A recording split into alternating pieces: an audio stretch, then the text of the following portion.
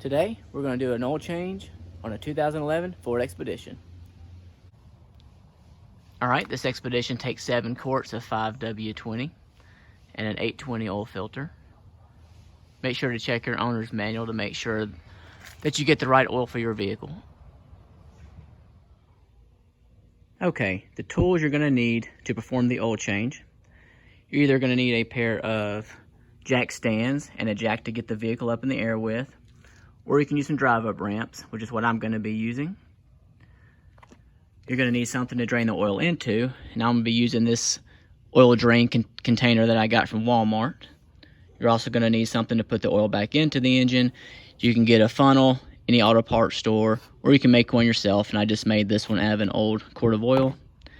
Mine requires a 16mm wrench and your oil filter wrench. You may or may not need this depending on how tight the oil filter is. Alright, now we're going to get the front end up in the air. I'm going to use these drive-up ramps to drive the front end up onto the... Can I help you? Yes. Get out of my shot, please. Thank you. This one? No, you're good. We're going to use this. We're going to use this to line the front end up. And we're going to drive up the ramps. The ramp? We're going to drive up the ramps. The ramps? Yep. Are you doing that? Are you doing that? All right, let's get started. Obviously, we're going to crawl up under the vehicle where I'm at now. We're going to take your wrench and put it on the drain plug. And we're going to back it out. Sometimes you can do it by hand, sometimes you got to work it all the way out. And I would suggest wearing gloves. I just forgot to grab mine. And don't feel like crawling back out from under the car.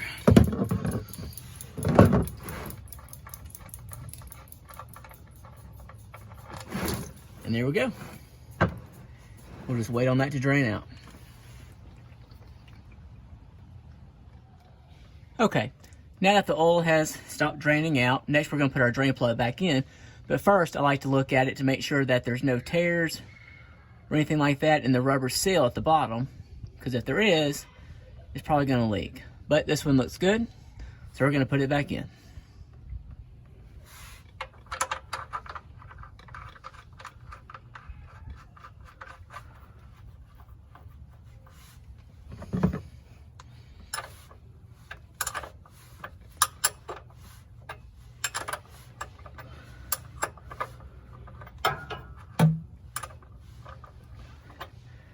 And remember, when you put these things back in,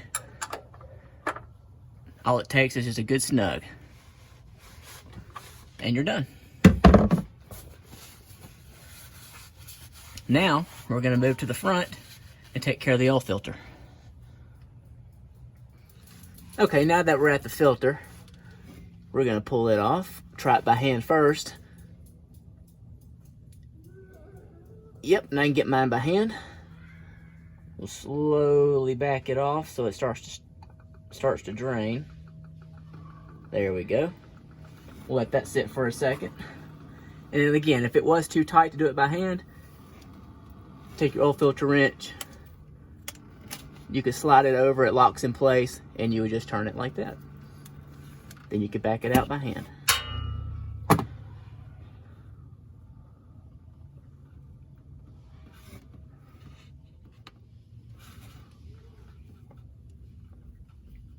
All right, when this one comes off, I'm going to try and tilt the part up. There we go, to keep it from spilling everywhere.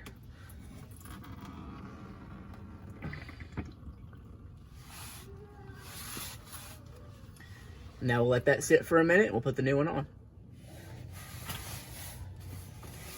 All right, if I can get up in here, we're just going to wipe the flange here off where the seal is going to rest.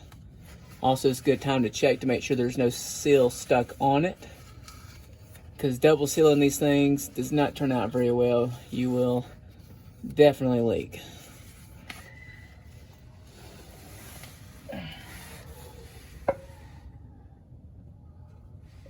All right, here's our new filter.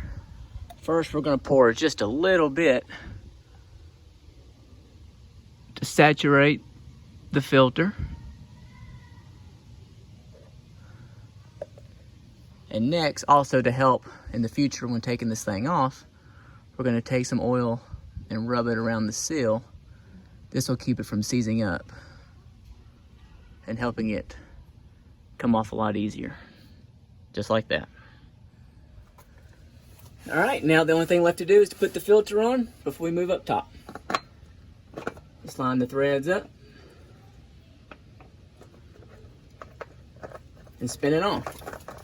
Now remember, this just needs to be hand tight.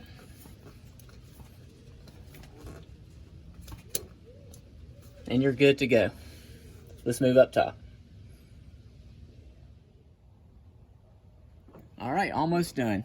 For up top, all you're gonna need is some type of funnel. And I'm using an old quart of oil container that I've just cut in half. I'm gonna get that lined up and seated. And now we're just gonna pour the new oil in.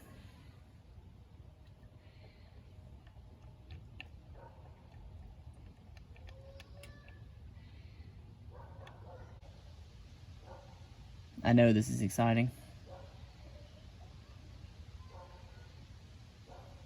All right, once this one's done, that'll be 5 quarts. And we'll need 2 more.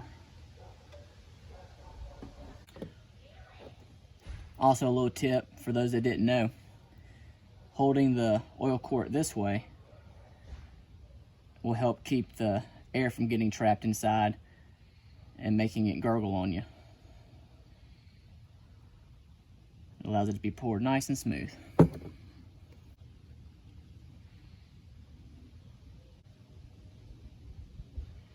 All right.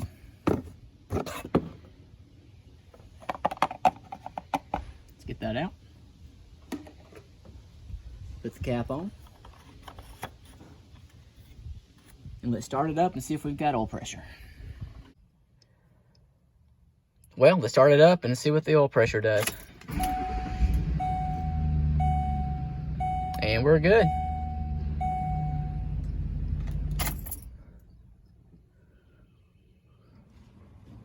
All right, the very last step I like to do to give me that extra peace of mind is to pull the dipstick. Get the old oil off the tip there. And we'll check our oil level.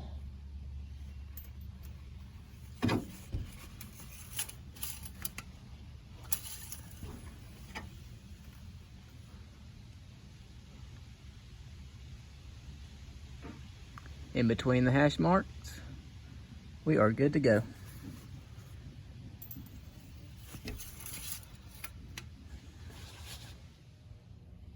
All right, guys, one thing I did fail to mention before checking the oil of your level.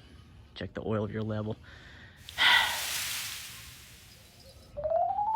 Okay, one thing I did fail to mention before checking the level of your oil is to make sure that your vehicle is back on level ground. So back it off the ramp or remove the jacks and then check it and you'll be good to go. Thanks guys for watching the video. This is my first one, by the way, so cut me just a little slack, please. I really appreciate it. If you did like it, please like. If you want to subscribe, I highly encourage it. So until the next how-to video, thanks a lot.